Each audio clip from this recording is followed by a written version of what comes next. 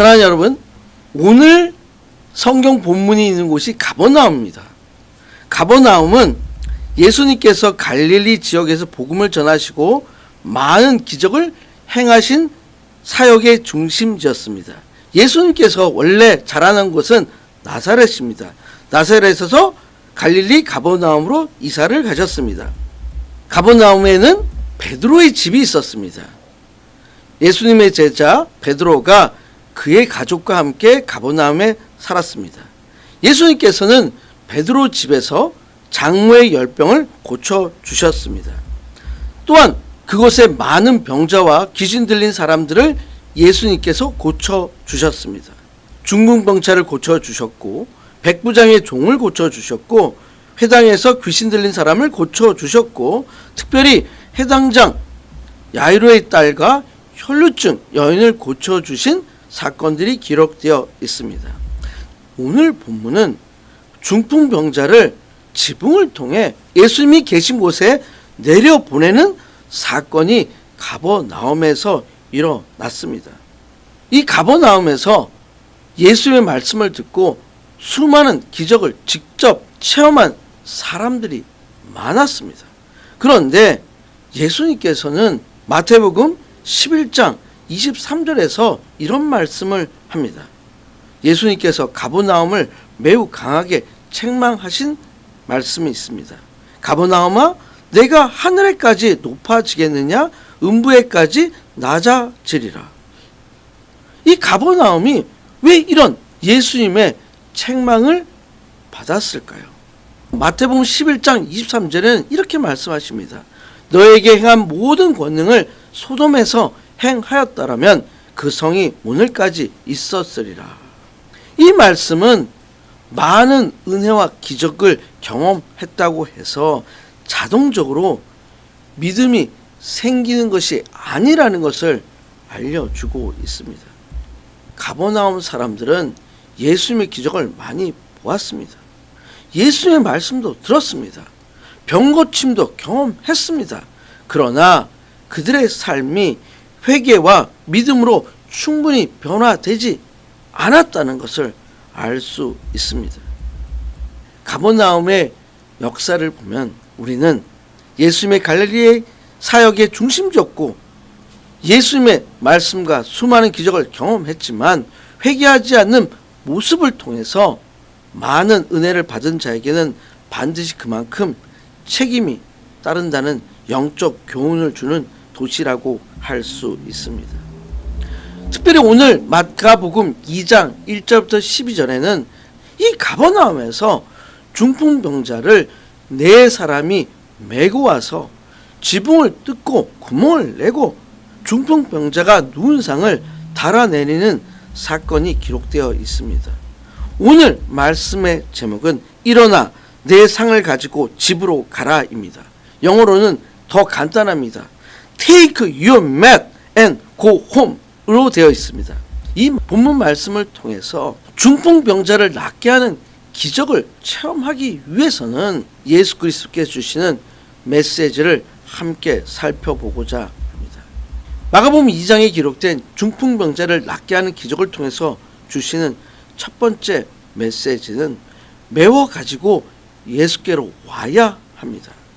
중풍병자를 고치는 기적의 장소는 가버나움입니다. 마가복음 2장 1절입니다. 수일 후에 예수께서 다시 가버나움에 들어가시니 집에 계시다는 소문이 들린지라. 예수님께서 가버나움에 다시 들어가셨습니다. 다시라는 것은 반복이 되는 것입니다. 예수님께서는 반복적으로 가버나움에 가셨다가 또 가버나움을 떠나셨다가 다시 가버나움에 오시는 것을 반복하셨다고 볼 수 있습니다. 집에 계시다는 소문이 들린지라. 여기서 어느 집에 머무르셨는지는 정확하게 알 수가 없습니다.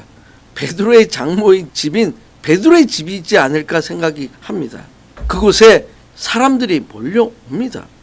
몰려온 이유는 예수의 말씀을 듣고 예수님의 능력을 경험하기 위해서라고 할 수 있습니다. 2장 2절입니다. 많은 사람들이 모여서 문 앞까지도 들어설 자리가 없게 되었는데 예수께서 그들에게 도를 말씀하시더니 많은 사람들이 모였습니다. 문 앞까지도 들어설 자리가 없습니다. 너무 사람들이 몰려서 집 앞에 들어갈 자리도 없는 상태였습니다. 그런 상태에서 예수님께서 그들에게 말씀을 전하십니다. 특별히 한국말로는 도를 말씀하시더니 라고 기록되어 있습니다. 도를 헬라어 원어로 보면 로고스입니다. 예수께서는 구원의 메시지, 복된 소식, 복음, 즉 하나님 나라의 비밀을 전하고 계십니다. 마가복음 2장 3절입니다.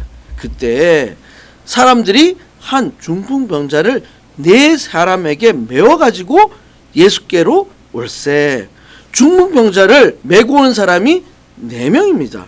아마도 침대처럼 되어 있기 때문에 4군데서 사람 4명이 메고 온 것 같습니다. 중풍병자는 중풍병을 앓는 사람입니다. 중풍병은 고혈압이나 동맥경화로 인해 뇌 동맥이 파손되어 일어난 출혈이 원인이 되어 전신이나 반신 또는 신체의 일부가 마비되는 병입니다. 그렇기 때문에 중풍병자들은 거동이 어렵기 때문에 누워서 지내야 합니다. 중풍병자는 다른 사람의 도움이 없이는 이동할 수가 없습니다.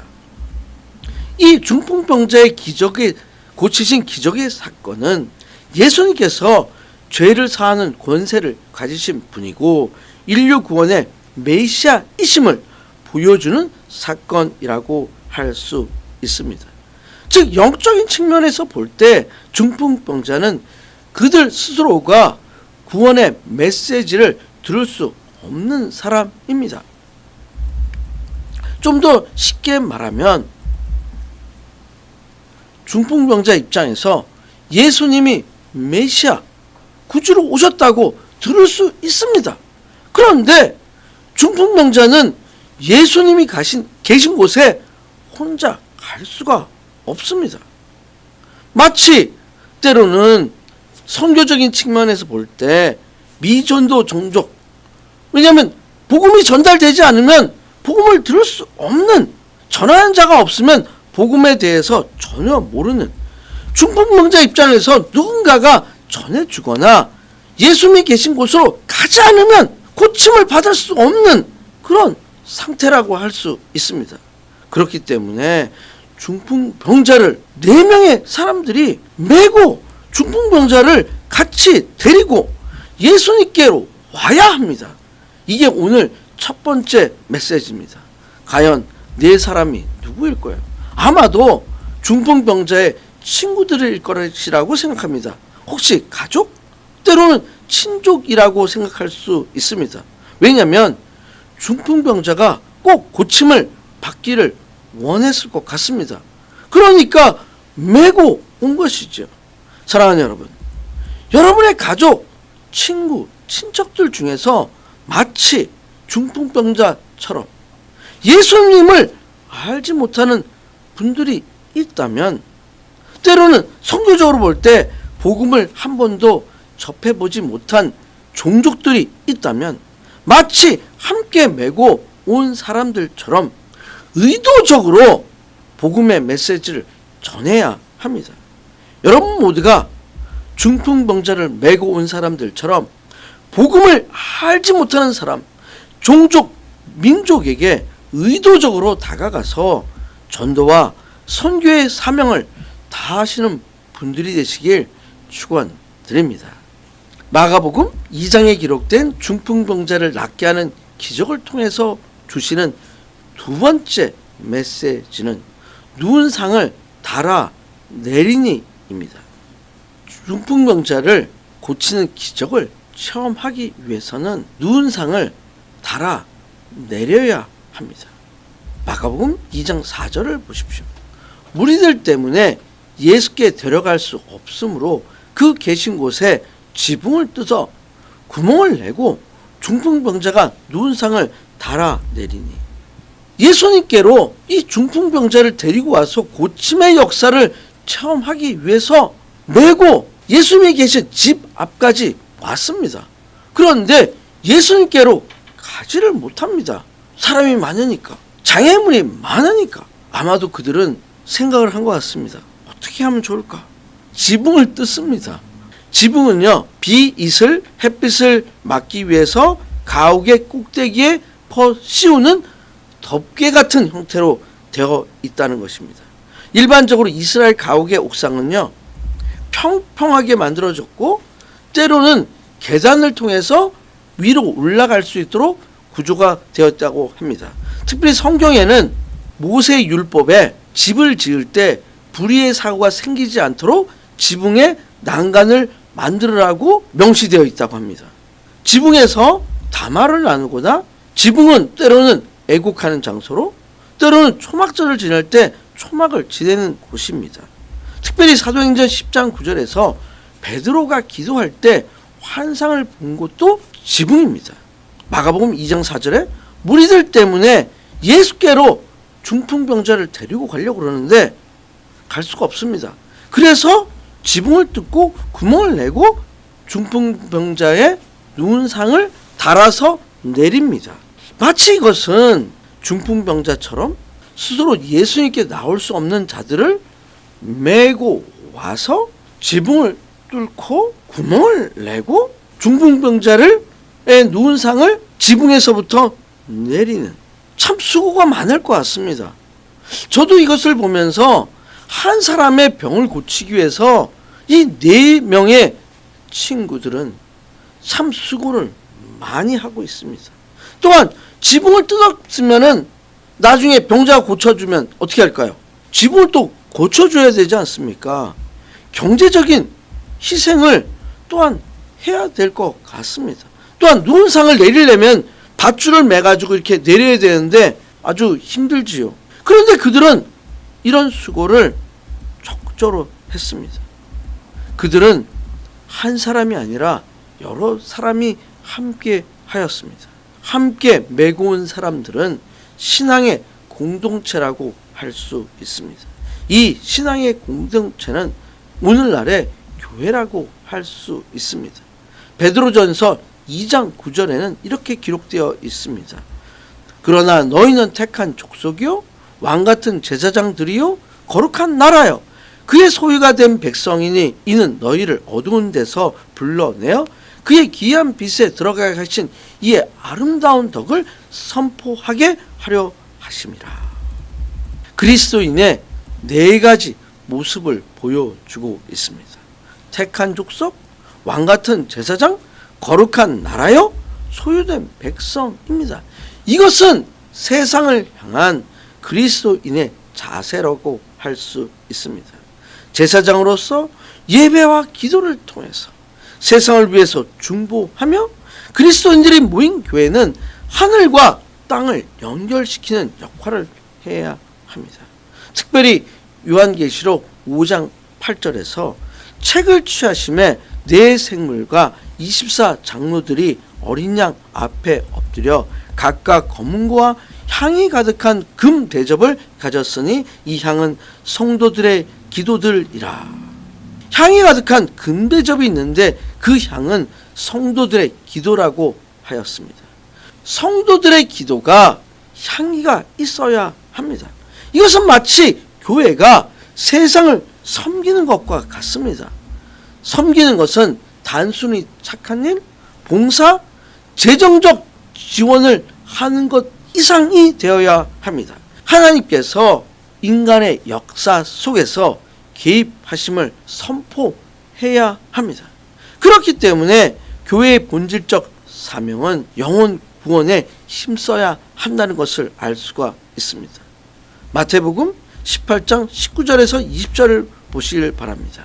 진실로 다시 너에게 이르노니 너희 중에 2사람이 땅에서 합심하여 무엇인지 구하면 하늘에 계신 내 아버지께서 그들을 위하여 이루게 하시리라.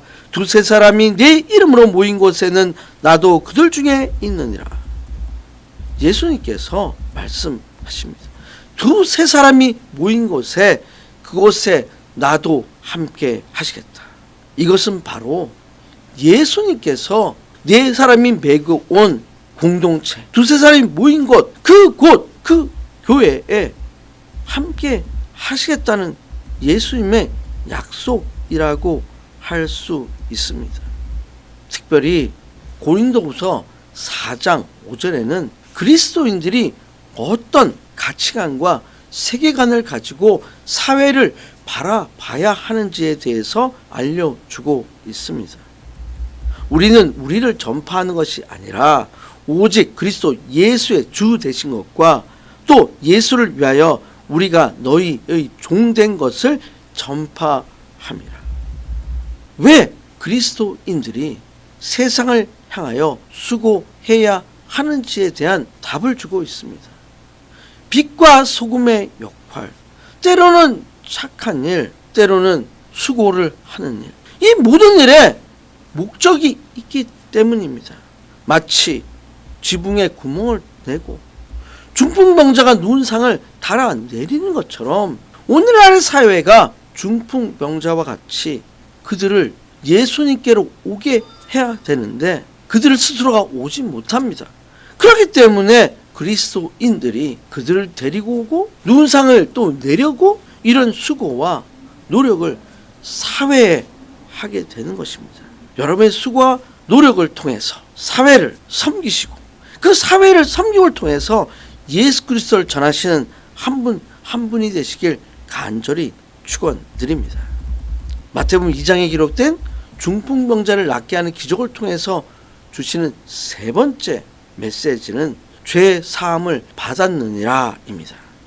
이제 2장 5절입니다.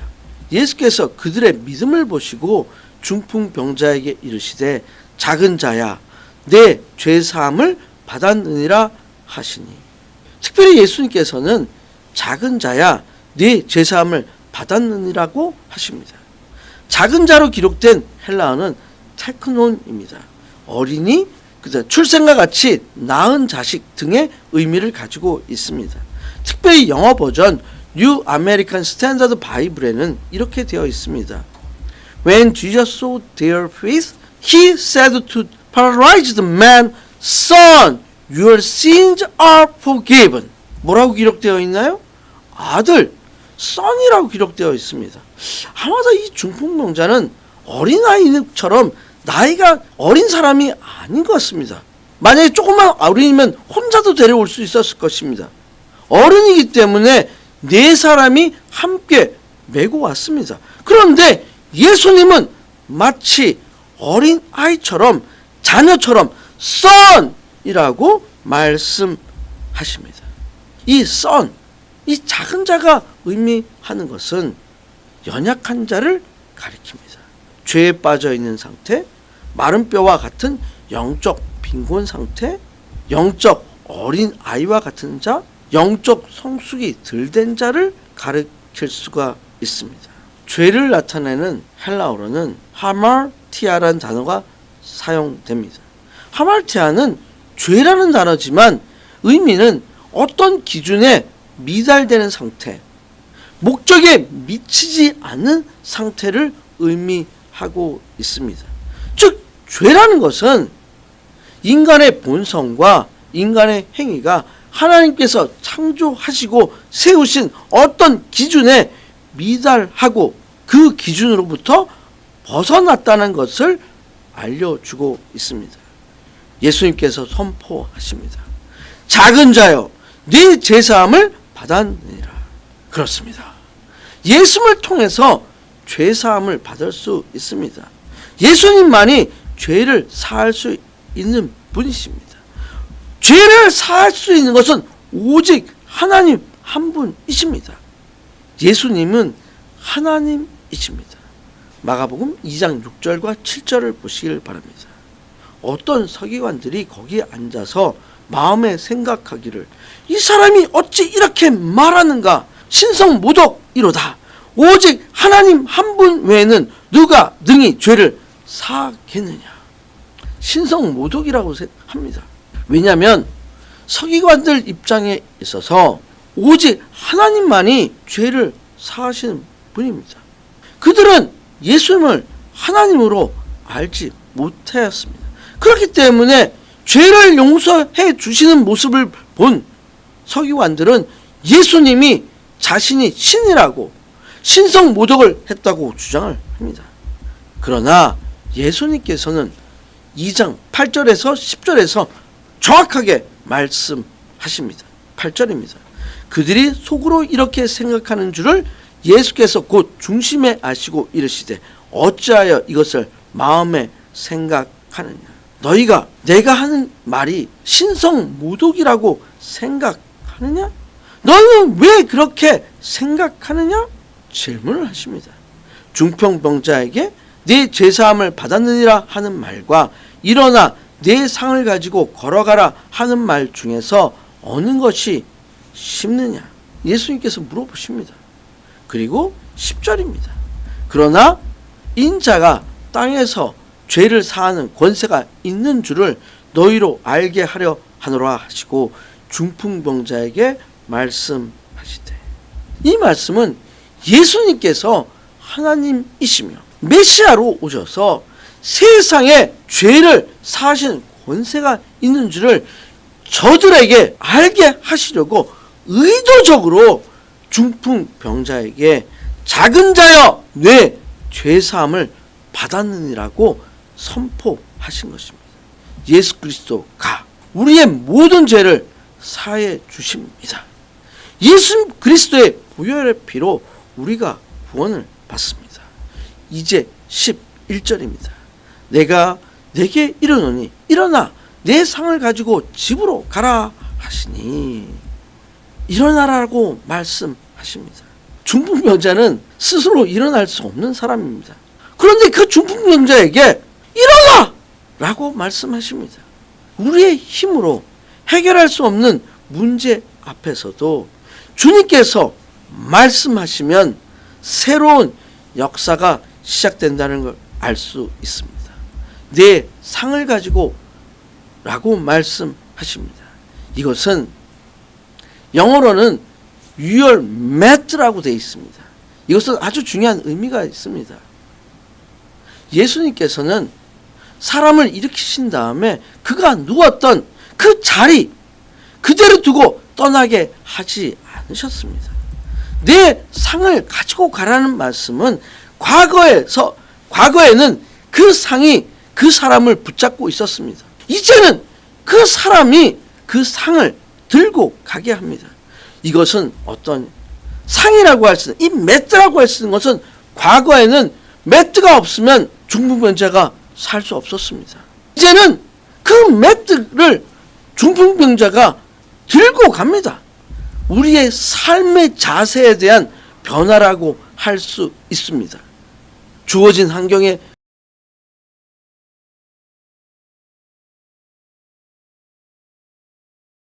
맞춰서 어쩌서 환경의 지배를 받던 삶에서 이제는 환경을 지배하는 삶, 끌고 나가는 삶의 변화를 의미합니다. 그리고 집으로 가라고 합니다. 정말 이것은 큰 의미가 있습니다. 한 사람의 회복은 교회 안에서만 나타나는 것이 아니라 가정과 일상 생활로 이어져야 한다는 것입니다. 이 중풍병자의 회복은 예수님을 만남으로 치유와 변화가 일어납니다. 그리고 가정으로 돌아갑니다. 그리고 변화된 삶으로 이어갑니다. 이제 이 중풍병자는 다시 자신의 삶의 현장으로 돌아갑니다. 이제 12절입니다. 그가 일어나 그 상을 가지고 모든 사람 앞에서 나가거늘 그들이 다 놀라 하나님께 영광을 돌리며 이르되 우리가 이런 일을 도무지 보지 못하였다 하더라. 중풍병자가 일어나 상을 가지고 갑니다. 모든 사람이 다 놀랍니다. 그리고 하나님께 영광을 돌리면서 이런 일을 도무지 못했다, 한 번도 보지 못했다. 죄사함을 받은 자들은 하나님께 영광을 돌립니다. 영광을 돌리는 모습은 예배와 기도의 모습이라고 할 수 있습니다. 특별히 요한복음 20장 21절부터 23절에 부활하신 예수님께서 제자들에게 나타나신 기록이 있습니다. 예수께서 또 가라사대 너에게 평강이 있을지어다. 아버지께서 나를 보내신 것 같이 나도 너희를 보내노라고 말씀하시면서 저희에게 향하사 숨을 내쉬며 가라사대 성령을 받으라. 하나님께서 이 땅에 예수 그리스도를 보내신 것처럼 제자들을 보낸다고 말씀하십니다. 이것은 제자들에게 선교적 사명을 주시는 장면입니다. 숨을 내쉬면서 성령을 받으라고 하십니다. 여러분 모두가 예수님께서 주시는 성령을 받으시길 축원드립니다. 세상에 평강과 복음을 선포하는 일들을 하시길 바랍니다. 사랑하는 여러분, 여러분 모두가 오늘 말씀을 통해서 성령 충만한 삶을 통해 중풍병자를 예수님만이 고쳐줄 수 있다는 믿음이 있으시길 축원드립니다. 그래야지 지붕을 뚫고 구멍을 내는 용기가 생길 것 같습니다. 중풍병자의 침상을 달아내리는 사람들처럼 예수님께서 나도 너희를 보낸다, 고홈이라는 것처럼 나의 삶에 주어진 환경에서 전도와 선교의 사명을 감당하시는 한 분 한 분이 되시길 간절히 축원드립니다. 아멘. 같이 기도하시겠습니다. 하나님 아버지, 오늘 말씀을 통해서 중풍병자와 같은 세상을 예수님께로 오도록 해야 하는 그리스도인들의 본질적 사명을 다시 한번 깨닫게 해주심을 감사드립니다. 두세 사람이 내 이름으로 모인 곳에 나도 그들 중에 있으리라고 하신 말씀처럼 저희 예배와 기도의 자리에 함께 하시고 능력을 부어 주시길 기도합니다. 예수님의 부르심에 순종하기를 원합니다. 우리가 여기 있습니다. 우리를 도구로 써 주시옵소서. 우리의 가정에서, 우리의 사업장에서, 우리의 생활에서 우리를 고쳐주시고 구원해 주신 예수님을 전하는 저희들이 될 수 있도록 우리를 지켜주시고 보호해 주시고 인도하여 주시옵소서. 우리의 모든 죄를 사하여 주시는 예수 그리스도의 이름으로 간절히 기도드렸습니다.